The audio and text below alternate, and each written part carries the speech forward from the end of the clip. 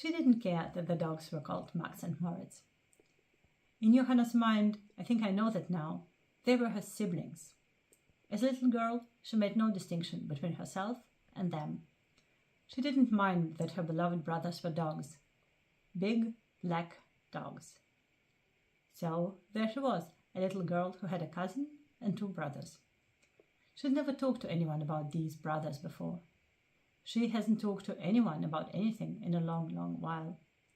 Now she has to pick the right words one by one, look at them carefully, consider if any of them fit. This takes time, but we have the whole night. Without them, I wouldn't have learned to walk. I guess I'd have drowned in the garden pond. They always looked out for me.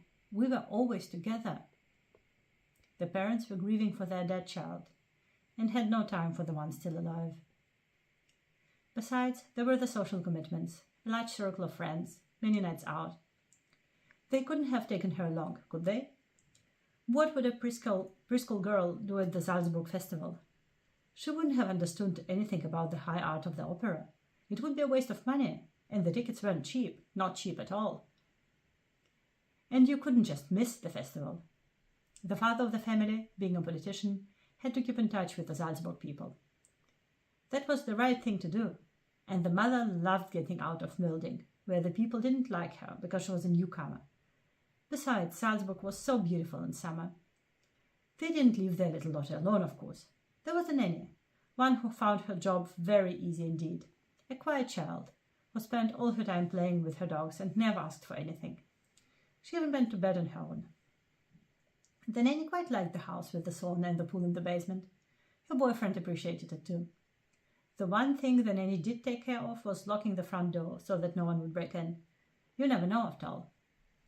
She didn't consider that the little girl and her dog siblings were biding their time in the dark, their eyes wide open, their ears and noses astute, waiting for the heating in the cellar to start whirring and for the house to smell of sauna oil. The night whispered through the window in the little girl's room. The forest behind the garden beckoned with mysterious voices.